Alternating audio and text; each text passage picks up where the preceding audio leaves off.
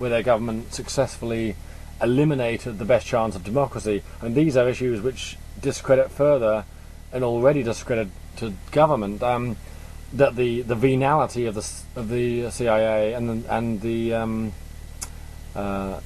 as Pat says, meddlesome self-preservation is a fork on which the credibility of much of American politics is impaled. Also, of course, how Nixon and Kissinger started a war of slaughter in Laos and Cambodia.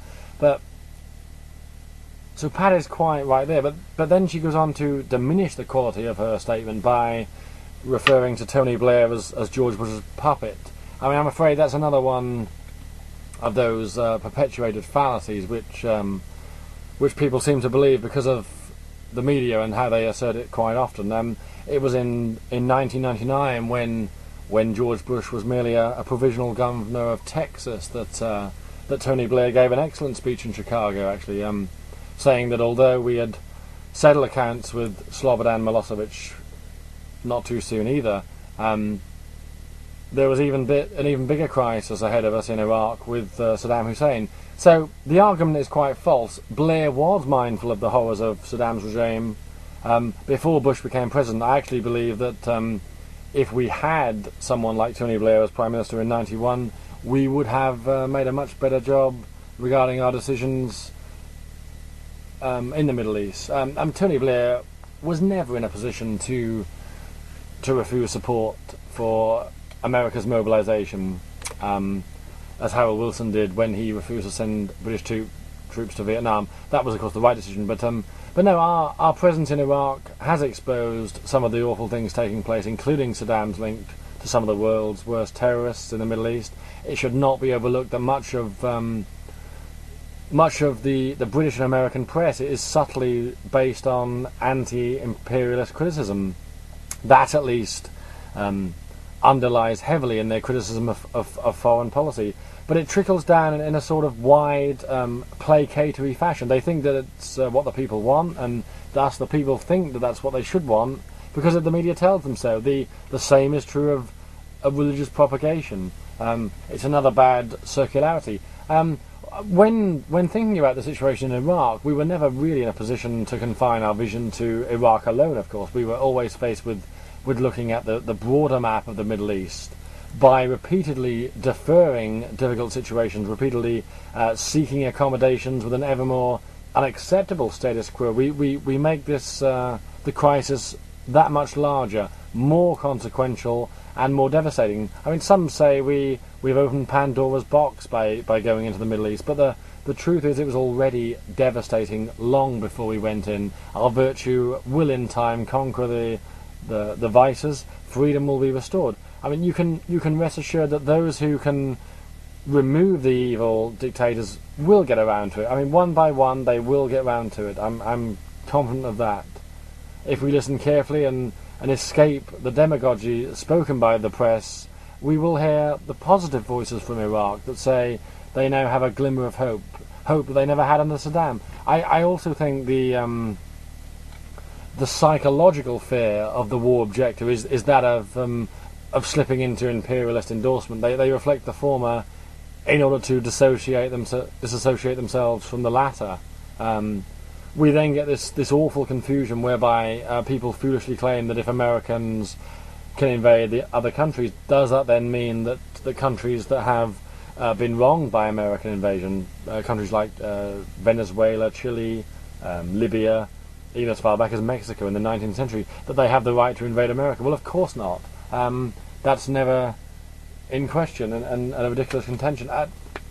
Tony here actually has sent an email saying we shouldn't have gone into Iraq or Afghanistan. We should not underestimate the power of prayer in praying for those in conflict. Well, no, we shouldn't underestimate the power of prayer, but that seems to me to be too passive a position to take. I mean, many people are praying for God.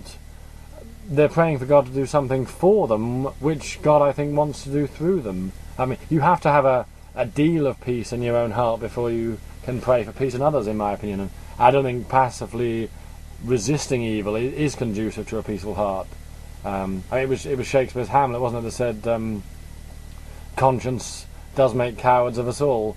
But of course, we must do more than merely sitting back. King David says in one of his psalms that we should turn from evil and do good. That's do good. Do implies an action, and that we should seek peace and pursue it, as it says in another one of his psalms. I'm not sure where. One of the psalms, anyway.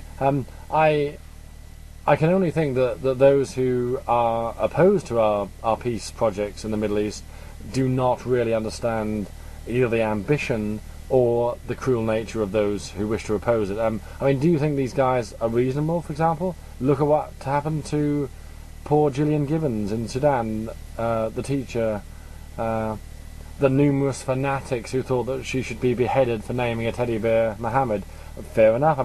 If they insist that non-Muslims must abide by the Islamic law of the land, then they cannot attempt to impose their own values in a land like ours, where British law is the law of the land.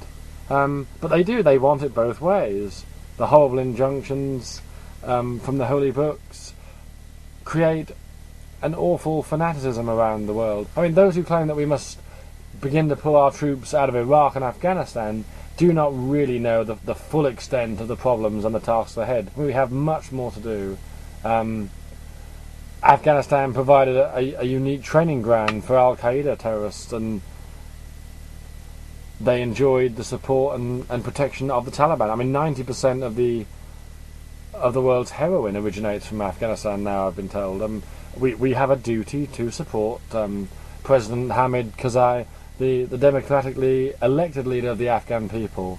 Our troops are doing a great job under very difficult conditions. It should be noticed, actually, that not all Taliban fighters are irreconcilably against peace talks. The Taliban is, to some, an archaic force which emerged from the ashes of nowhere. They're, in one sense, impressionable people that need to be brought into the political process, not fall out of it by overzealous Westerners. We must dispel the notion that Al-Qaeda and its associates can defeat us. We must do so by winning hearts and minds, though, particularly in the Helmand province of Afghanistan. Flushing out the remaining Al-Qaeda strongholds, largely in northern Iraq, is another priority. I think General Petraeus deserves much praise. The extra American soldiers and the decision by many Sunni fighters to side with the Iraqi government are seen as key factors in the drop-in bombings and sectarian killings which ravaged Iraq in 2006. We can't turn a blind eye to Hezbollah either. Sheikh Hassan Nasrallah, the leader of Hezbollah, threatened Israel with open war earlier this year and vowed that the end of the Jewish state was imminent. Nasrallah delivered his threat in the Hezbollah-controlled southern suburbs of Beirut. This is a man with a long history of violence and terror to his name. He masterminded a series of kidnappings and terrorist activities that killed hundreds of US and French soldiers in Lebanon in the 1980s, and that's to say nothing of the truck bombing which killed the former Lebanese Prime Minister Rafik Hariri, murdered because he was an outward objector to Syria's menacing presence in his country. Nasrallah is overseeing thousands of well-trained and equipped combatants who are ready for martyrdom because of what their holy book tells them. Syria is a major backer of Islamist extremists in Lebanon, supplying arms regularly.